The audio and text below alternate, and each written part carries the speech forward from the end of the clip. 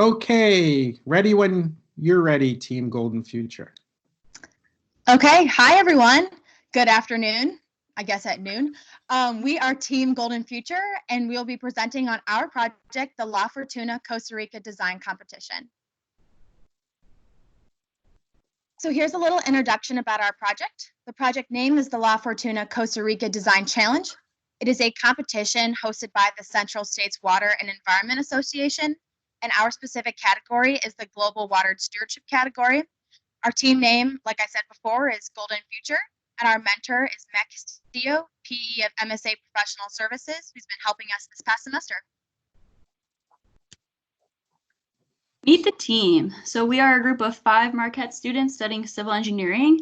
Caitlin, Nicole, Rebecca, and myself are the environmental engineers on the team. Nicole and Rebecca also focused on water resources engineering, and San Marie is the construction engineer. All right, so a little bit about ourselves. So my name's Caitlin, and as Grace mentioned, I'm one of the environmental engineers for the project. I'm graduating this May, and I've been doing research here at Marquette at the Water Quality Center on emerging water and wastewater treatment technologies for the past 2 years. Hi guys, this is Nicole talking. I also work as an undergraduate researcher at the Water Quality Center, and my focus is on a UV LED antibiotic resistance bacteria project. Hi, this is Rebecca. I have some experience interning with environmental consulting and working with permits. I also have some experience volunteering in Central America. Hi guys, this is Grace. I had spent time co-oping with A.O. Smith Corporation, focusing on residential drinking water treatment technology, and then I've also interned for the Bureau of Reclamation. Hi, I'm San Marie. I'm the construction engineer, and I've interned with Mortensen Construction, working on the Chase Center Arena in San Francisco. Okay, so let's dive into our project. So the community that we're serving is La Fortuna in Costa Rica, as we mentioned before. The residents there are currently relying on privately owned septic tanks to collect their wastewater. And long-term usage of septic tanks causes health hazards to the environment as well as the residents of the community. So our goal has been to design a wastewater treatment plant as well as a sewage collection system for the community. We considered 3 different site locations, one of which was a government-owned site that was put aside for use for a project like ours. As we designed to meet specified effluent standards, we also made an overarching goal to create an energy neutral system so that we can be environmentally, economically, and culturally sustainable. So the information that we received came mostly from GWS, and they provided elevation data as well as topography, water consumption, population, and unit costs. So the population was based on the residents living in La Fortuna as well as a large tourist population that visits the area annually. And we relied heavily on Costa Rican design standards as well as the Wisconsin NR 110 and additionally EPA fact sheets. So in the upcoming slides, we'll be diving into a lot of statistics and values that describe our project. But before we get there, we want to make a strong emphasis on the human aspect of this project. The residents of La Fortuna have their main economy based in tourism, and they've been very good about understanding that the reason for their economy is due to the natural beauty of their area. And they were actually part of a case study of an example of a community that has really strong engagement in creating sustainability goals for their environment as well as their economy. So these are goals that we also kept in mind throughout our design. So the first main aim of the project was to figure out our design population. We'll be using a design period of 20 years. The GWS problem statement gave us that there's about 15,500 residents with a 2% increase in growth and around 250,000 tourists with a 4% increase in growth. So using this to model, And we also distributed the tourism amongst months and applied a factor of 0.8 to account for them as permanent residents, which goes along with Wisconsin codes. We ended up with a design population of around 64,200 people, which we'll use to model our flows, loads, and therefore our unit processes.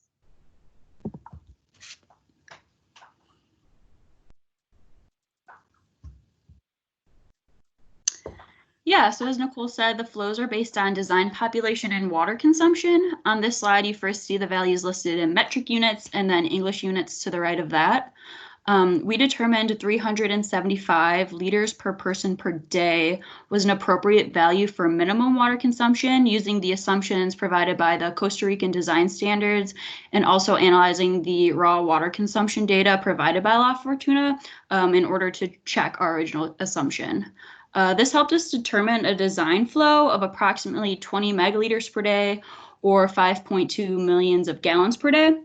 And then we determined the peak hour wet weather flow was determined using a peaking factor of 2.18 and was found to be 94 megaliters per day or approximately 25 millions of gallons per day. And so these peak and design flows helped us size all of our design alternatives. So the influent concentrations were provided by GWS except for the TKN concentration.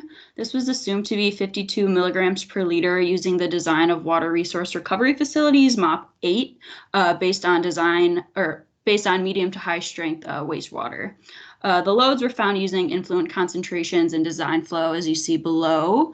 And then effluent concentrations are regulated by Costa Rican design standards. So these values will help us, again, size the systems and decide which is the most effective treatment method.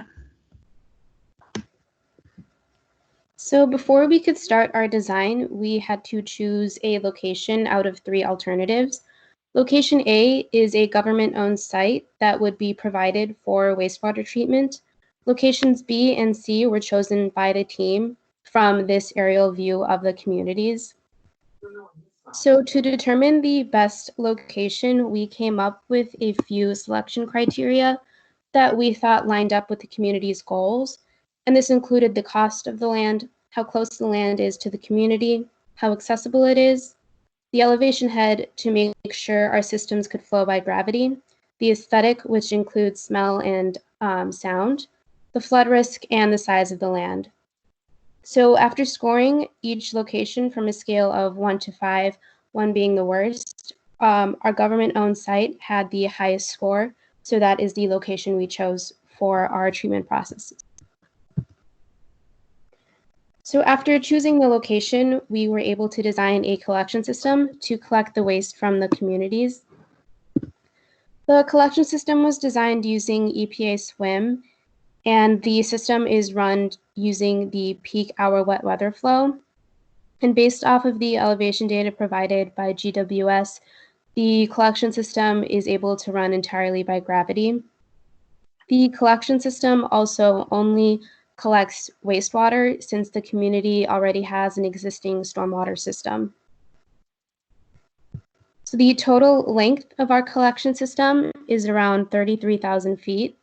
The total number of manholes is around 82, which comes from Wisconsin design codes of 1 manhole for every 400 feet of pipe. And the total number of house connections is around 6,000, which comes from our 20-year design population, assuming there are 4 people per house. And to the right is a cost breakdown of the collection system, including the cost of the house connections, pipes, and manholes, all of which includes excavation costs and labor costs, which brings the total cost of the collection system to around $7 million. Okay, so our first alternative is an aerated lagoon system. This process uses oxidation to treat the wastewater from BOD5 and ammonia, and a settling pond was added to assist with total suspended solids removal. We decided to use diffused aeration instead of surface aeration because it is more efficient in a sense that it provides more oxygen per kilowatt hour.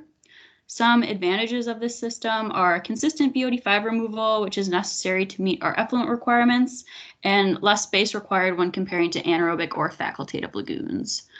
Some disadvantages include increased operation and maintenance costs, increased maintenance, and increased sludge removal. So this slide depicts a treatment train aerial view for the aerated lagoon system, and please note all the dimensions you see are in meters. So the influent will flow through 2 hand clean bar racks and then flow through each of the aerated lagoons, which are in series. It will then flow into a settling pond and then go through UV disinfection before it is discharged into a nearby stream.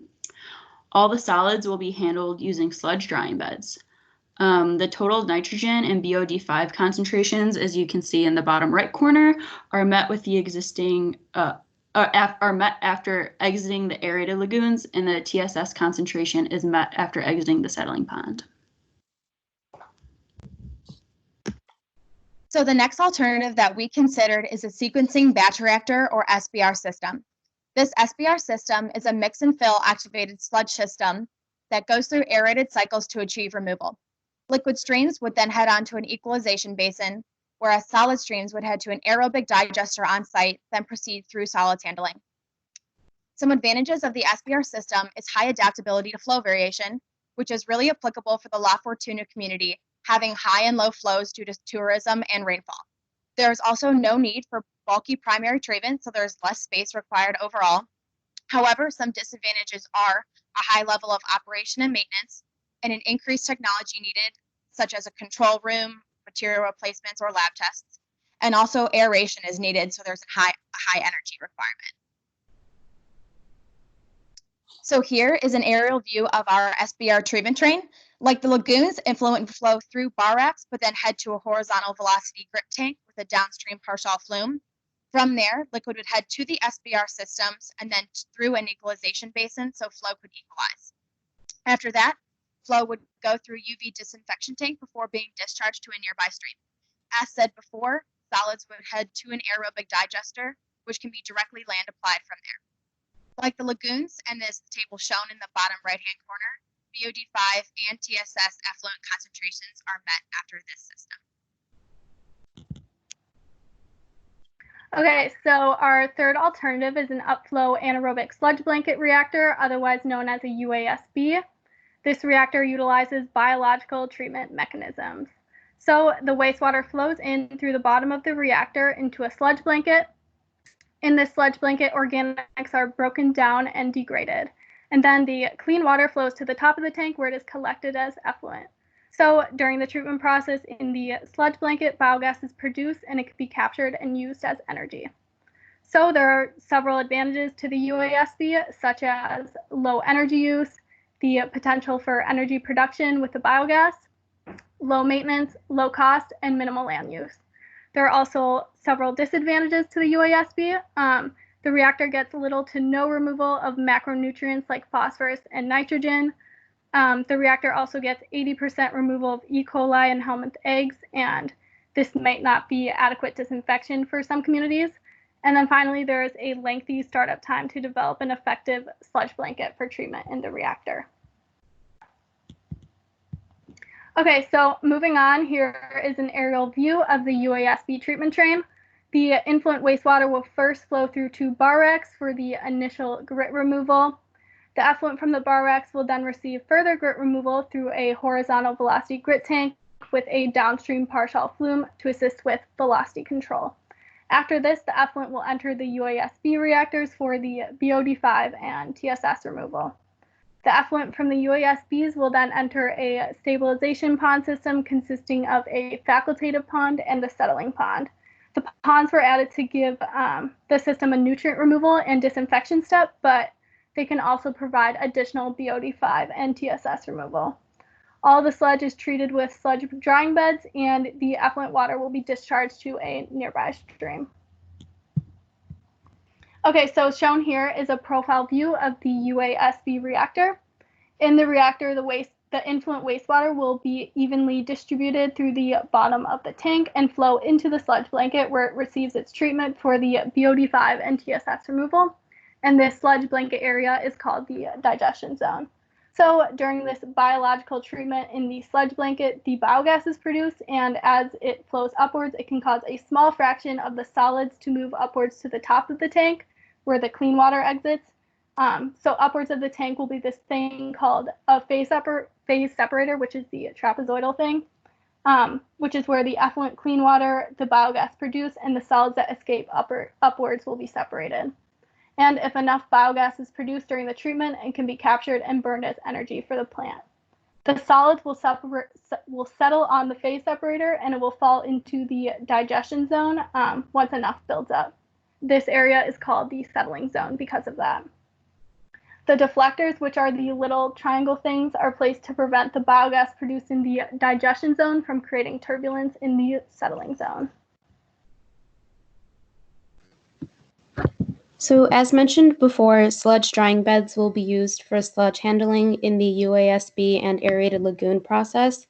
4 beds will be used. Each bed will contain a sand and gravel layer to keep the sludge on top and to allow for leachate to percolate through. The leachate will be collected at the bottom with drainage pipes and sent to the facultative pond for further treatment. And once the sludge is adequately dried, it can be land applied according to the community's need. So once we designed all of our design alternatives, we moved on to doing a comparison between the design alternatives so that we could choose a final design. As you can see, in terms of capital cost, no one of the designs is strongly preferable over the other. But when it comes to operation and maintenance costs, the UASB is significantly less expensive. Operation and maintenance cost was a very important criteria for the community. User fees were to be limited to $8 per month per household, which comes out to around $300,000 of O&M costs annually. The graph for O&M costs shows a black dashed line, which indicates that the UASB is the only design that meets this criteria.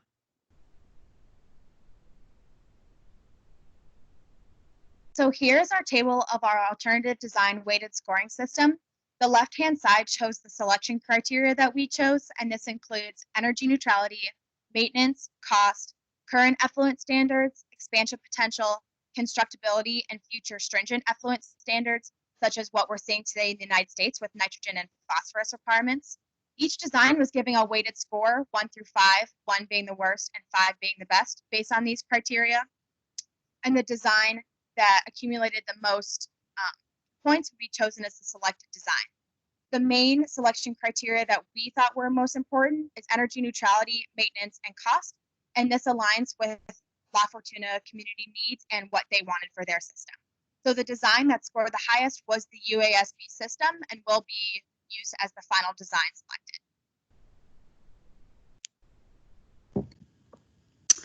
So this slide depicts how we imagine the UASB treatment process to fit within the site that we've chosen. As you can see, because of the unique shape of the government site, the facultative pond needed to be reconfigured in order to properly fit on the government-owned site. And then these values in blue are relative elevations at the beginning and the end of the treatment processes, which is to represent how our system should be capable to flow by gravity from influent to discharge. We also have added in a bypass structure, which is this light blue figure, in case of heavy rain events. This will allow for influent to bypass the entire treatment system under the assumption that the wastewater will be diluted to appropriate effluent requirements. While the final design implementation will be up to GWS, I've put together a recommendation for a way that construction could proceed. So the site would be split up into 3 zones, A, B, and C. Zone C, which is in green, would act as a laydown area while construction proceeded on sites A and B. Site A contains the primary treatment processes as well as the UASB tanks, so this involves more technical work, while on Zone B, the ponds require large amounts of excavation and less technical work. As construction of the wastewater treatment plant was ongoing, the collection system would also be built at the same time. The wet season, or the dry season rather, in La Fortuna is between November and April. So this is a 6-month period where the bulk of the excavation should be done. Final construction cost, which came out to around $10 million for the wastewater treatment plant, which is very close to our preliminary cost estimate. Adding a road as well as a building to cover the primary treatment processes would add another $2 million to the construction costs. And the total project cost comes out to around $17 million when you include the collection system. We can expect, though, that costs would be less expensive in Costa Rica because the cost analysis that we conducted is based on US unit costs.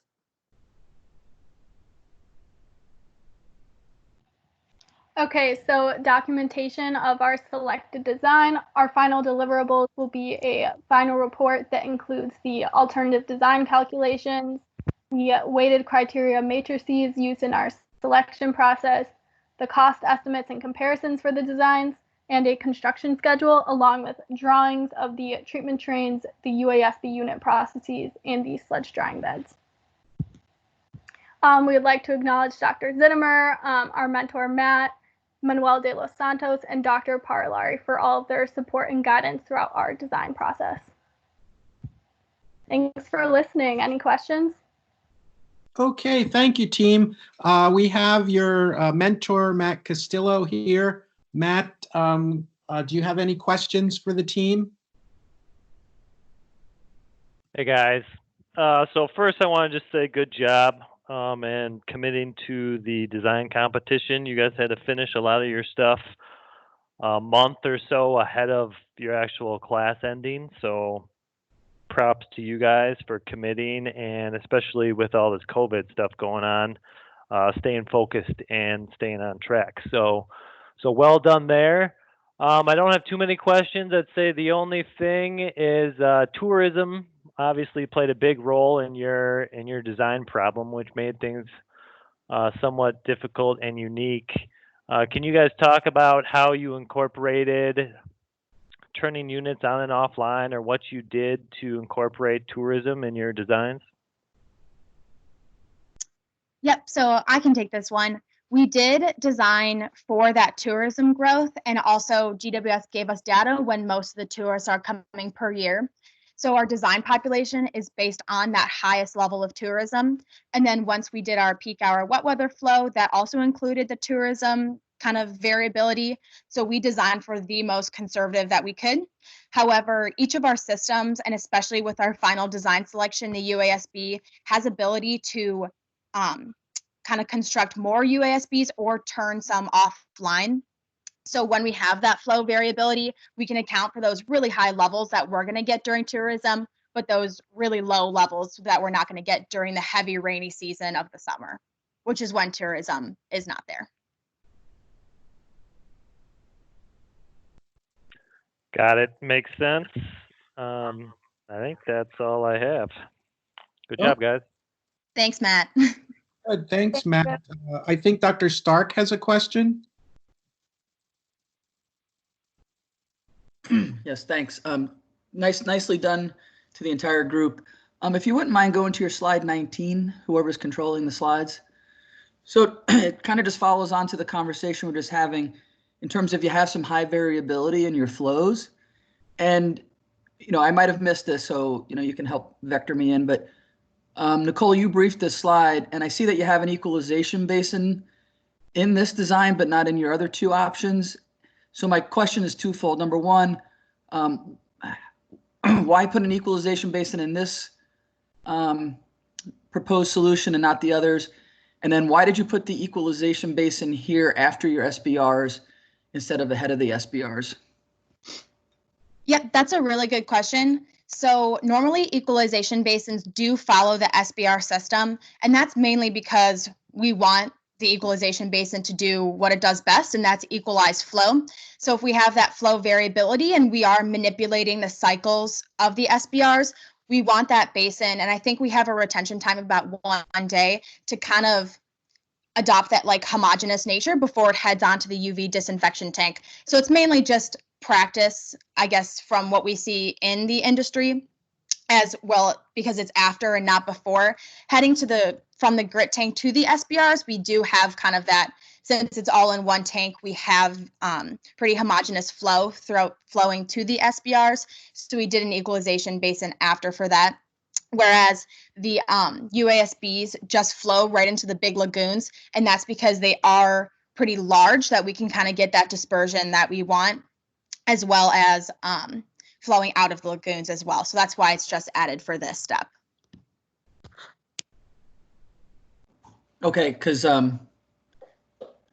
yeah, I've usually seen equalization basin tanks, and as you were going through, I was counting the 5 plants I've seen them. They're usually ahead when you have this much variability in flow, because you're trying to protect that microbiological community involved in all your treatment processes. So that's why I asked that question, because I really, it's not designed for treatment, but it's just designed to protect the downstream treatment processes. And I just had never seen the flow schematic that you're kind of showing, but that doesn't mean it doesn't exist. So just raising that point to think through a little bit more.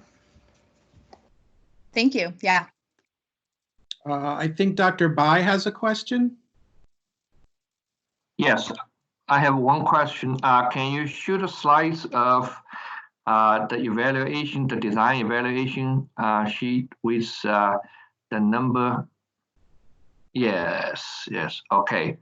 So for the selection criteria, you have a constructability. Okay, then you assign the number to A, B, and C. So my question is, how did you determine the numbers for the constructability? So for constructability, we took into account the complexity of the design mostly.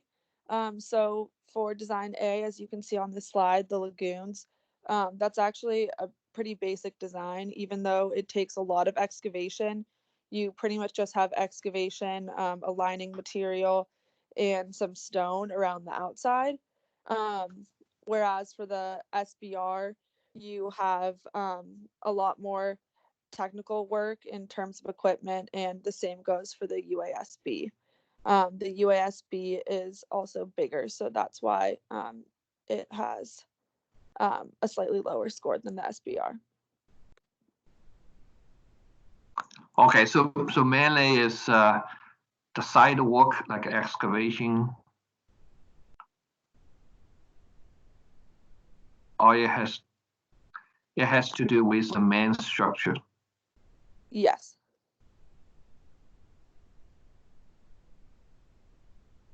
Okay. All right, thank you. Thank you. Okay, any other questions for our team, Golden Future? Yeah, Dan, I have one. This is Pat McNamara.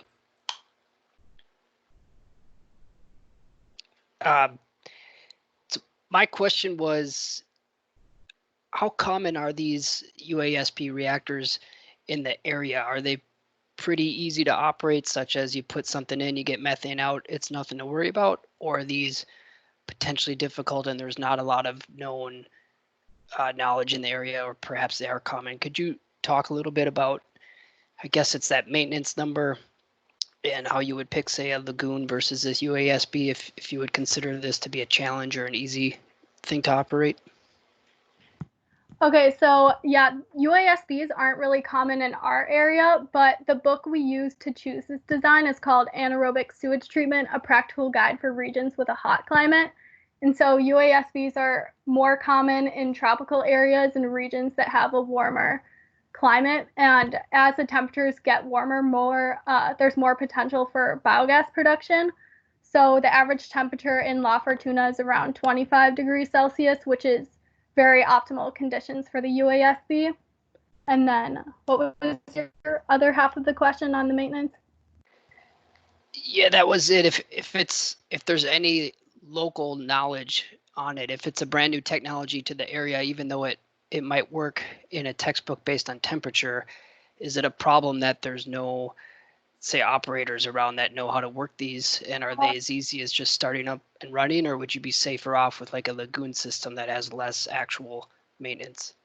These are actually once you get them starting up, they're pretty low maintenance. You do have to, in our final operation and maintenance costs, we factored in annual lab tests, and GWS made sure to tell us that the operators wouldn't have any knowledge of any treatment processes, so to make them as little maintenance as possible. And so we did factor that into our decision, and they're very easy and practical with maintenance, even though the operators might not be familiar with it. GWS made sure to tell us that they wouldn't really be familiar with anything, so to make sure that maintenance is low. Okay, thank you, Caitlin. Nice work, team. Okay, great job. Thank you, Team Golden Future. We appreciate it. Thank you guys so much. Thank you. Thanks. Mm.